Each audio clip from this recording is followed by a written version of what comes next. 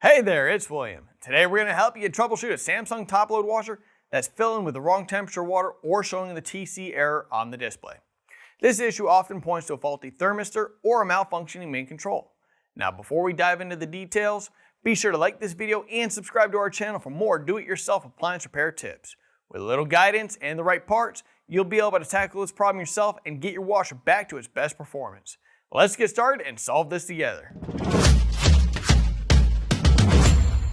With over 2 million products in stock and the know-how to help you do it yourself, we are AppliancePartsPros.com.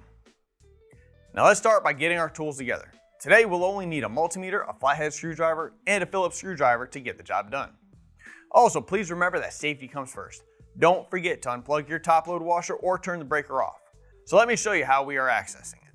We're grabbing our Phillips screwdriver and removing the 5 Phillips screws along the back of the console panel. With the screws removed, the back half of the console will pull away from the console assembly and we can set it to the front. The front console will lift up at the back and we can rotate it so that the face is down. We may have to lift the lid in order to do this.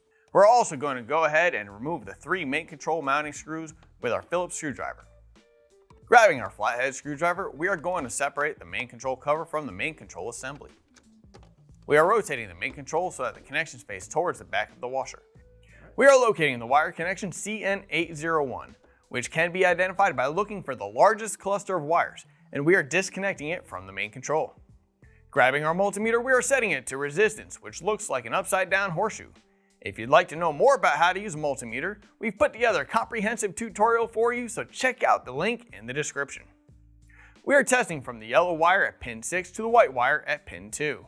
At room temperature, we should get a resistance reading between 55K and 65K ohms. If the resistance is within this range, there would only be one possibility.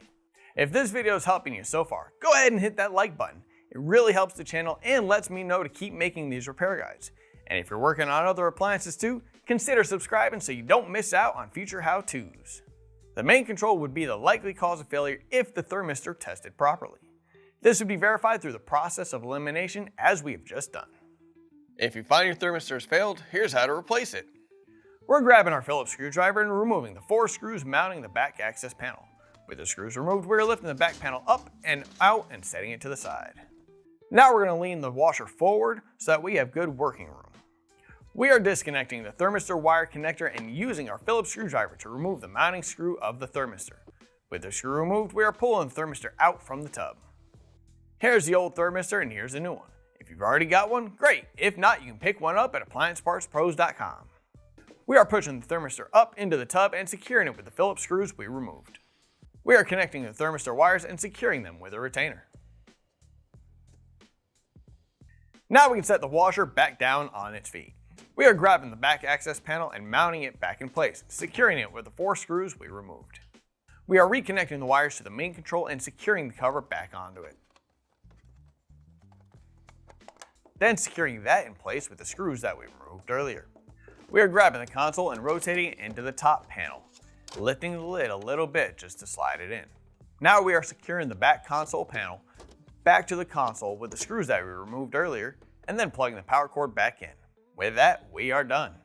Once you've pinpointed the issue with your Samsung top-load washer, whether it's the thermistor or the main control, go ahead and order your replacement parts from AppliancePartsPros.com. Most orders arrive within just a couple of days, so you can get started on repairs without delay. Don't forget to share your repair journey with us in the comments below. We'd love to hear how it went. We're here to help with guides and support every step of the way. Thanks for watching and happy repairing.